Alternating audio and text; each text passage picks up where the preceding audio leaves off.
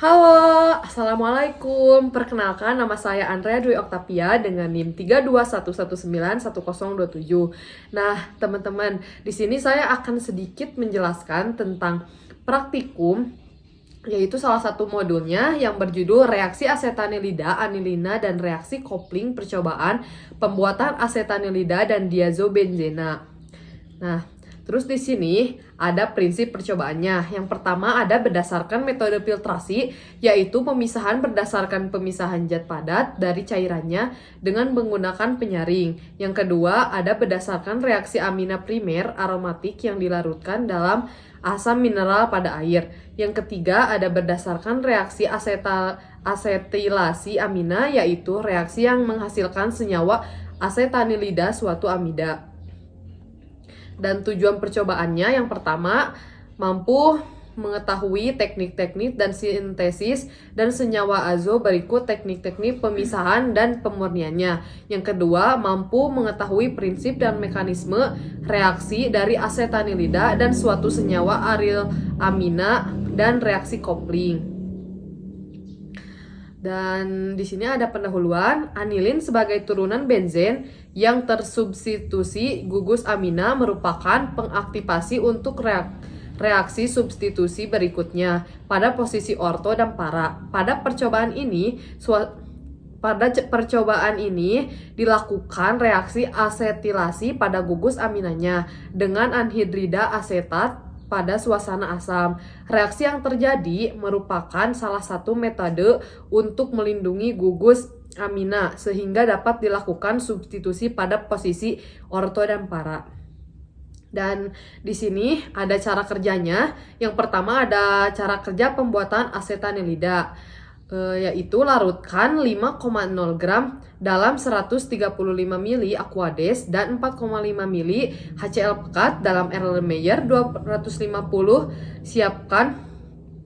Jika larutkan berwarna, tambahkan arang aktif dan saring. Siapkan 6,2 ml anhidrida asetat dan siapkan pula larutan dari 6,3 gram asetat anhidrida dalam 30 ml Aquades. Ditambahkan 6,2 ml anhidrida asetat ke dalam filtrat yang diperoleh. Aduk, selanjutnya tambahkan larutan natrium asetat anhidrida yang telah disiapkan. Sebelumnya aduk, dinginkan dalam es dan saring kristal yang diperoleh. Tentukan titik lelehnya serta hitung rendemennya.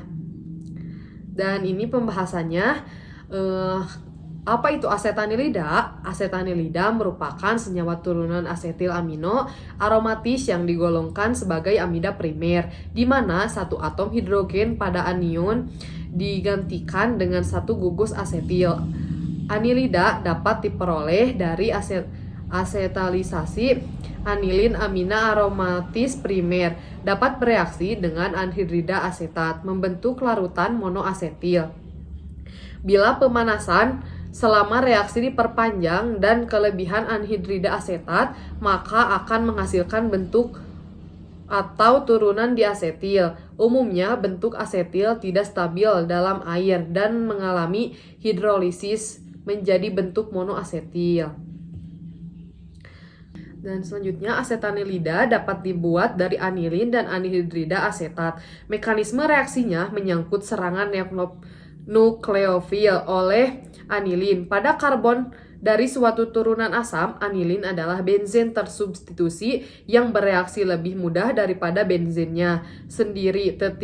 Titik dari reaksi substitusi elektrofilik lebih cepat daripada benzen. Hal ini disebabkan karena anilin mempunyai gugus NH2 yang merupakan gugus aktivasi.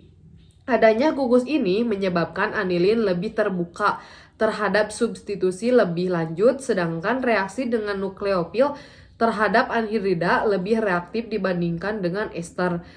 Titik kedua hal inilah yang menyebabkan reaksi pembentukan asetanilida lebih cepat dibandingkan ester dan amonia.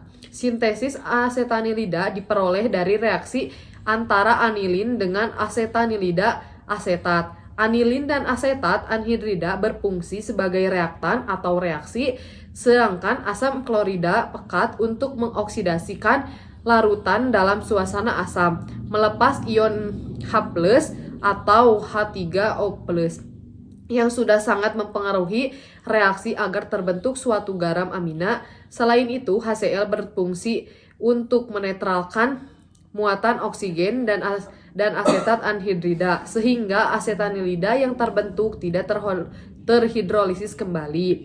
Karena pengaruh air, penambahan arang dalam larutan campuran berfungsi sebagai katalis untuk mempercepat reaksi. Mekanisme substitusi nukleofil senyawa anilin bertindak sebagai nukleofil pada atom N yang memiliki keelektromagnetan yang lebih tinggi, sehingga C-karbonil pada anhidrida asetat bertindak sebagai elektrofil karena bersifat elektropositif.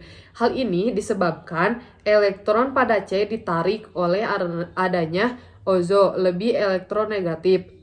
Mekanisme reaksi substitusi nukleofil antara senyawa anilin dan anhidrida asetat terdiri dari dua tahap, yaitu adisi nukleofil pada C-karbonit anhidrida asetat dan pembentukan kembali ikatan rangkap pada eliminasi satu pasang elektron bebas pada anilin menyerang C-karbonil pada anhidrida asetat. Kemudian terbentuknya keadaan zat antara atau intermediate melalui pembentukan kembali ikatan rangkap dari atom karbon oleh muatan negatif dan suhu paling elektron bebas pada atom oksigen, sehingga menghasilkan senyawa asetanilida dan hasil samping berupa asam asetat. Lalu larutan dikeringkan dalam es agar terbentuk kristal yang sempurna.